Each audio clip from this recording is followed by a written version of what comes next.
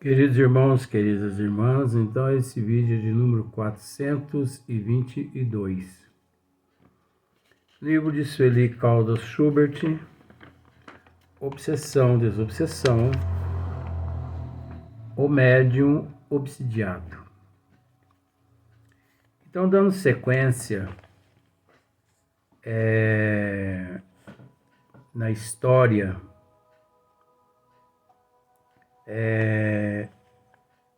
que descreve aqui nossa irmã Sueli, parte nós já tratamos no vídeo anterior, mas vamos dar sequência. Geralmente, o espírito que se apodera do médium, tendo em vista dominá-lo, não suporta o exame crítico das suas comunicações. Nós já tratamos até aqui nos vídeos anteriores. Como se diz, o espírito inferior, o espírito obsessor, seja lá o espírito que seja, né? Não importa. Menos os evoluídos. Então, os espíritos inferiores que se apoderam do médium, eles não suportam um exame mais crítico das suas comunicações. Eles não admitem, eles não permitem.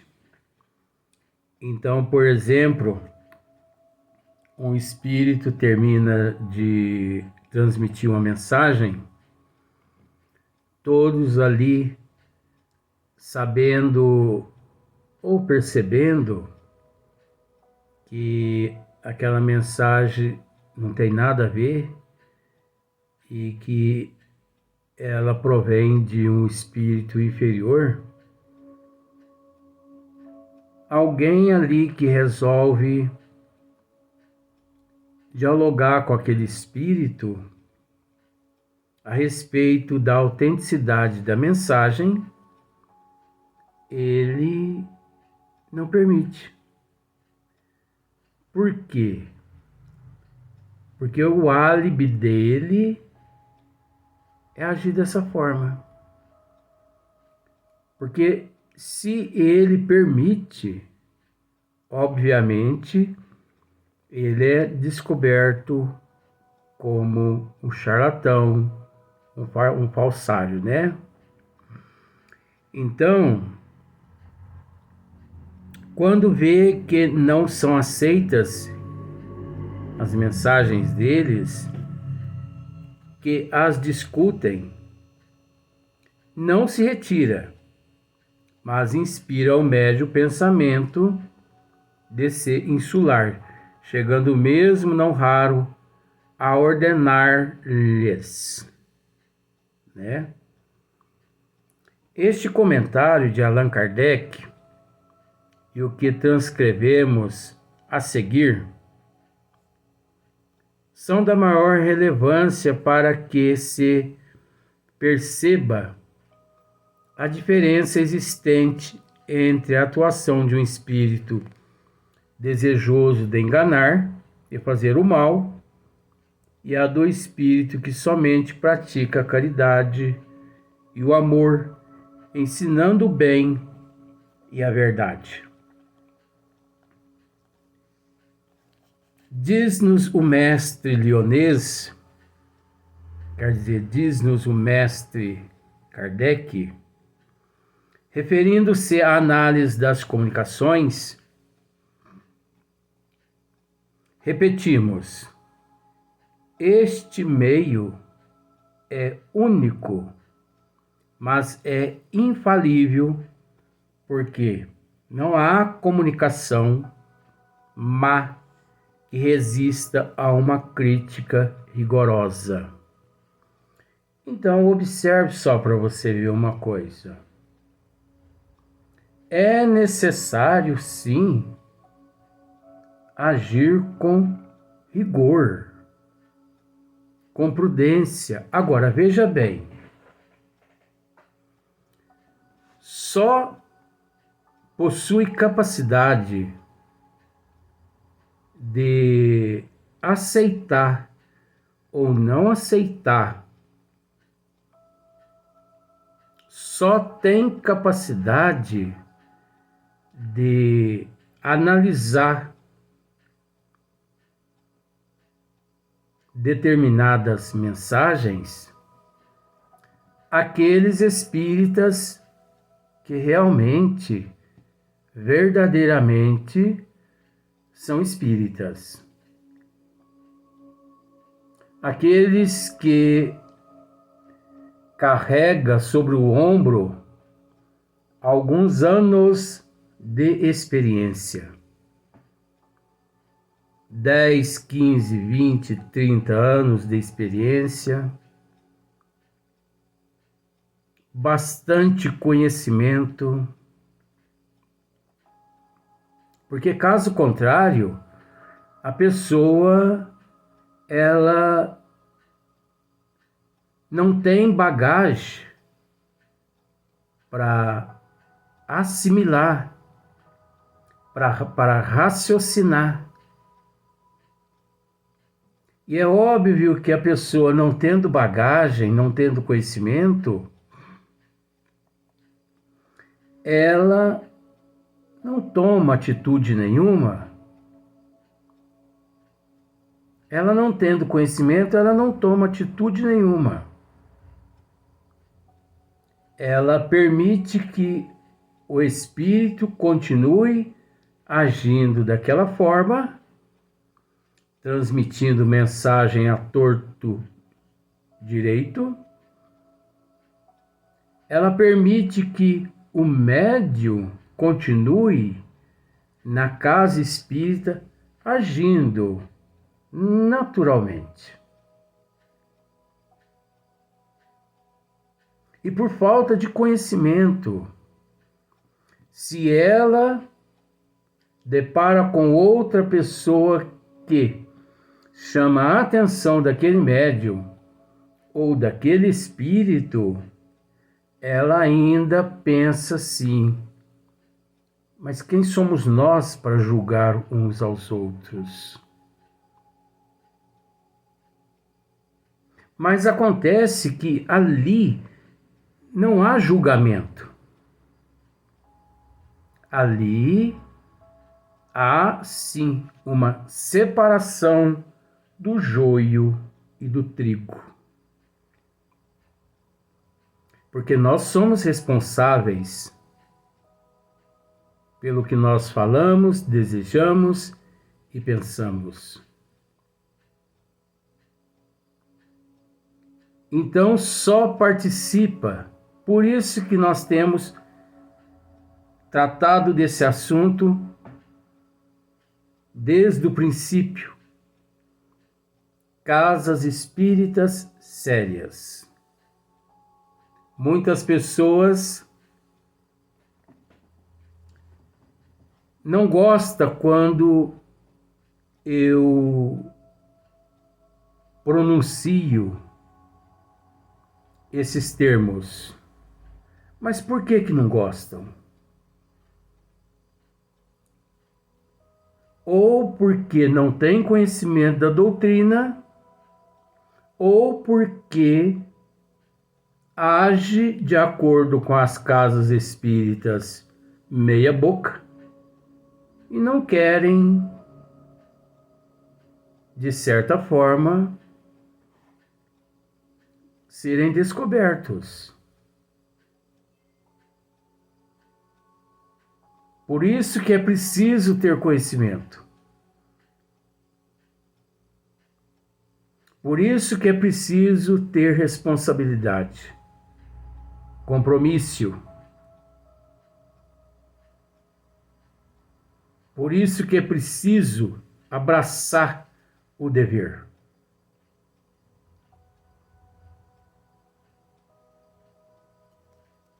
Então,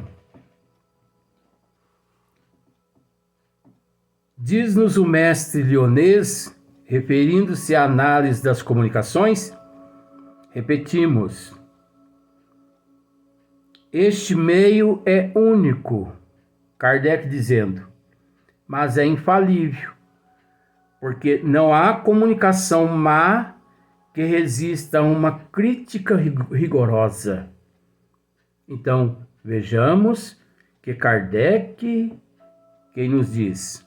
O Livro dos Médiuns, Allan Kardec, página 248, 42ª edição da Federação Espírita Brasileira.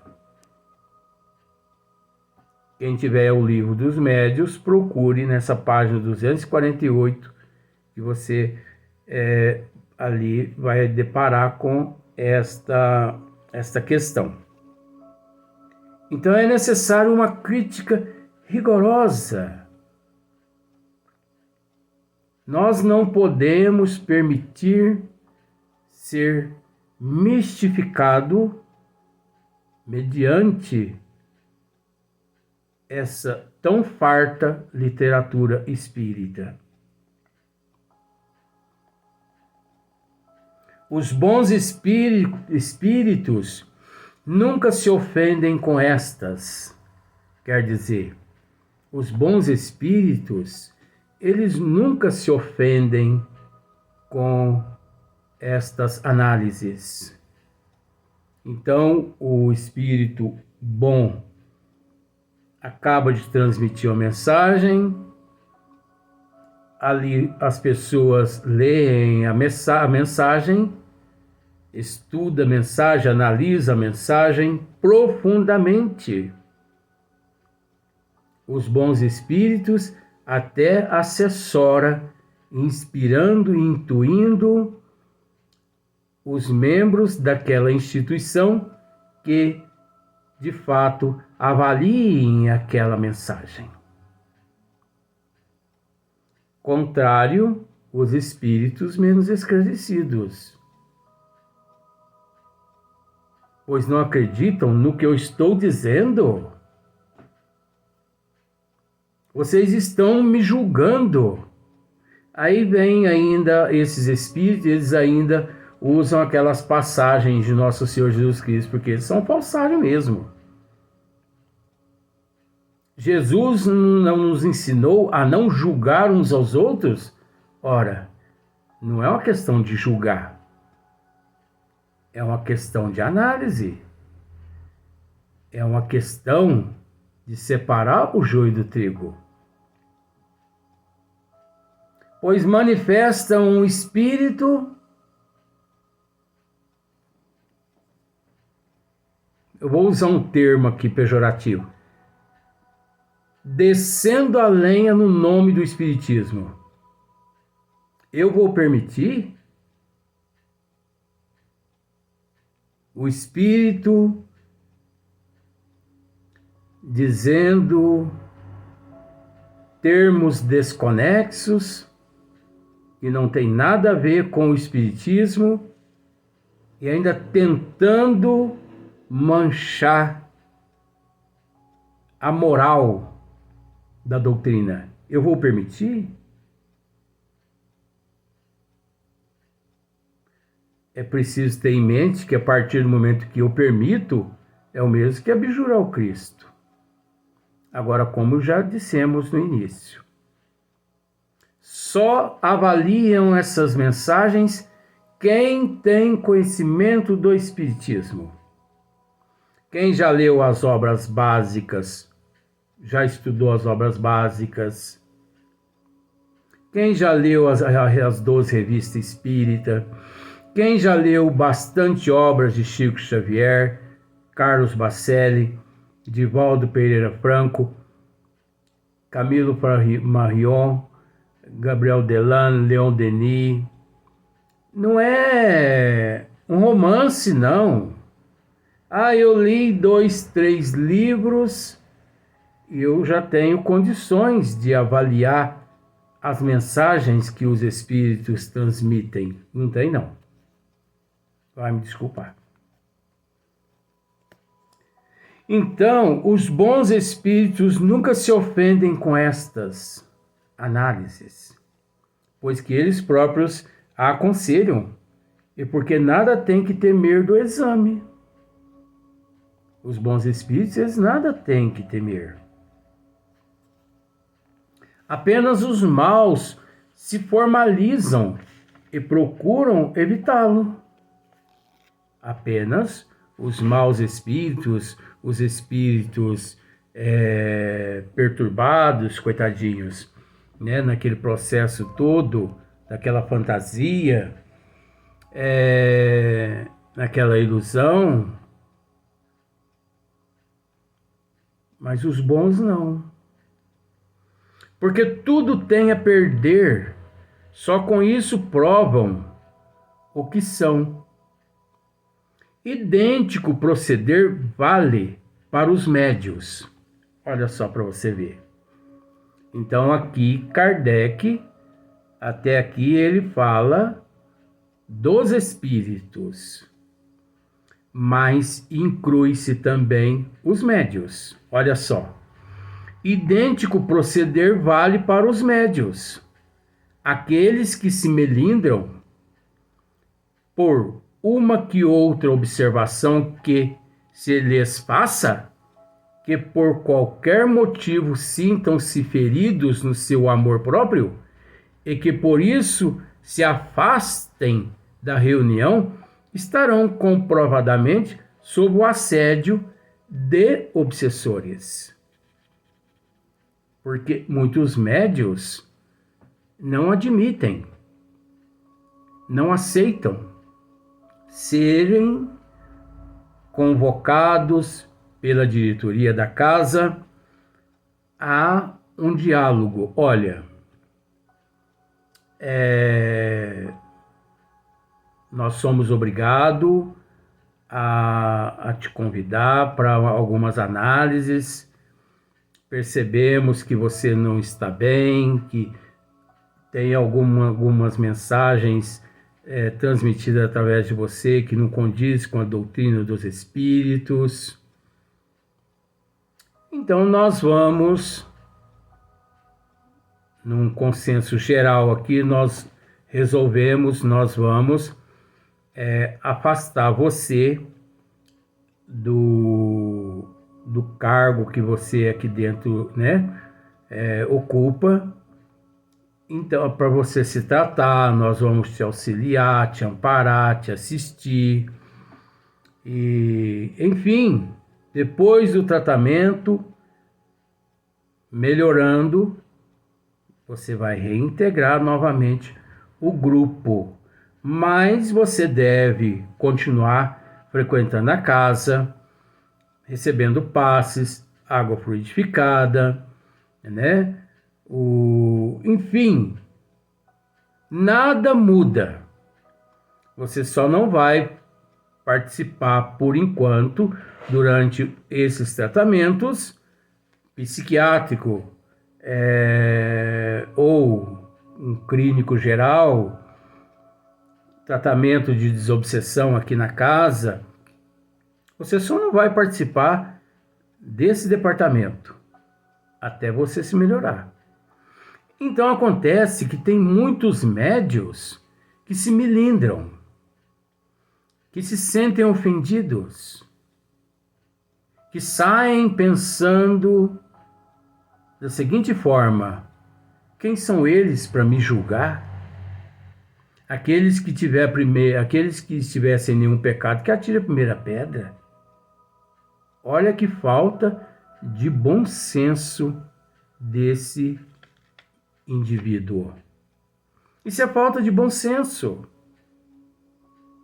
pois ele esquece o compromisso, a responsabilidade, a seriedade. Ele esquece a moral da doutrina dos espíritos. Espiritismo não é brincadeira. Não pensemos que espiritismo é brincadeira.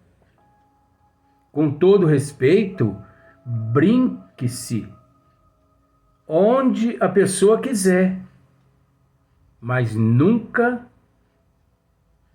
com o espiritismo. porque o processo é muito sutil e a pessoa pensando que ali está salvando a vida de milhões de pessoas, depois, ao retornar à pátria espiritual, descobre que contribuiu para que as pessoas se afundassem em todos os sentidos mais ainda.